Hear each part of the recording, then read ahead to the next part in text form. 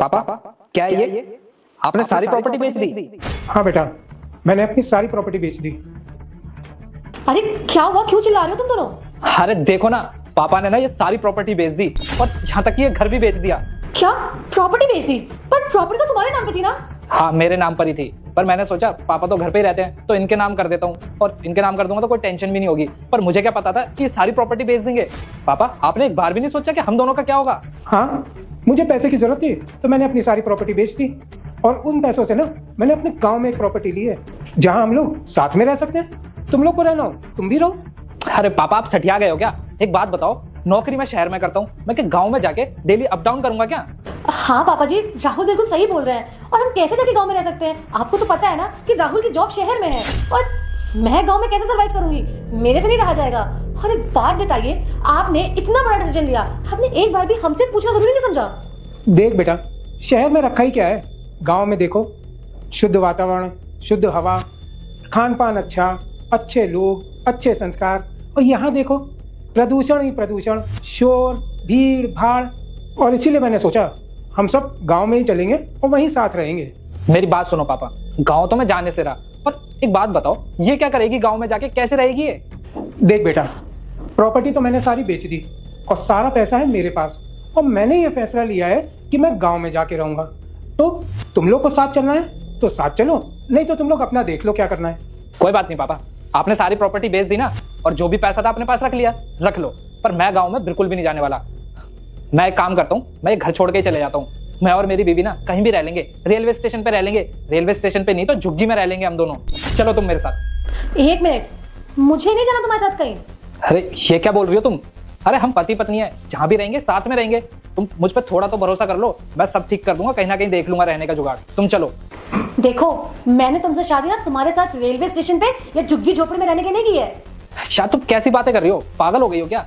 देखो, मुझे अच्छे से पता है कि तुम तो गांव में रहने वाली नहीं हो, और ना ही मैं रहूंगा, तो इसलिए मैं कह रहा हूँ हम ना साथ में चलते हैं, कहीं ना कहीं रहने का जुगाड़ कर लेंगे। और वैसे भी हम दोनों ने शादी की है ना, कसम खाई है एक दूसरे के साथ रहने की, तो अब तो चलो तुम मेरे साथ अब। हाँ, सही बोल रही हूँ मैंने तुमसे शादी तुम्हारी प्रॉपर्टी और पैसों को देख के की थी, तुमसे प्यार नहीं था मुझे। और वैसे भी जब इतनी सारी बातें खुली रही हैं, तो एक बात मैं भी तुम दोनों को बताना चाहूंगी। मेरा ना एक बॉयफ्रेंड है और मैं उससे बहुत प्यार करती हूँ। मैंने तो सोचा था कि तुम्हें डाइवोर्स देके मैं उससे शादी कर लूंगी और तुम्हारा ये जो घर है ना, ये मेरे नाम हो जाएगा। लेकिन मेरी फूटी किस्मत, जो तुम कंगाल हो गए और तुम्हारे पास कुछ भी नहीं बचा। किसकी वजह से? तुम्हारे इस बाप की वजह से। और अब ना, जब तुम दोनों के पास कुछ नहीं बचा है, तो मेरे पास एक लौता सहारा मेरा बॉयफ्रेंड है, जिसके साथ मैं जाके अपनी जिंदगी अच्छे से बिताऊंगी। कम से कम उसके पास अपनी एक छत तो है, तुम्हारे पास तो वो भी नहीं बची। तुम जाओ अपने बाप के साथ जाके गांव में आराम से रहो, ठीक है? सही कहा था पापा आपने, आ गया ना इसका सच हमारे सामने। कौन सा सच? और तुम दोनों ऐसे हंस क्यों रहे हो? पापा जरा बता दो इसको।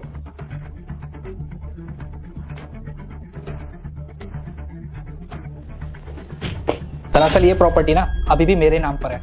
वो क्या है ना, पापा ने तुम्हारी बातें सुन ली थी जब तुम अपने बॉयफ्रेंड से बात कर रही थी कि एक बार ये प्रॉपर्टी नाम हो गई ना, तो तुम मुझे और मेरे पापा को घर से बाहर निकालोगी।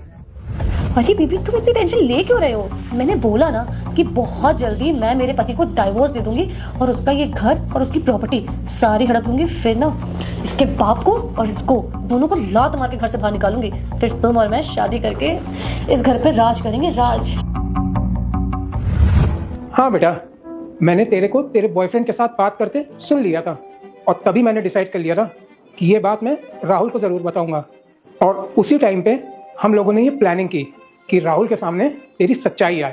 पापा जी, राहुल प्लीज मुझे माफ कर दो, मुझसे बहुत बड़ी गलती हो गई, दोबारा ऐसी गलती नहीं होगी, सॉरी। अरे बस करो तुम, और अपने ये झूठे आंसू ना मेरे सामने मत बहाओ।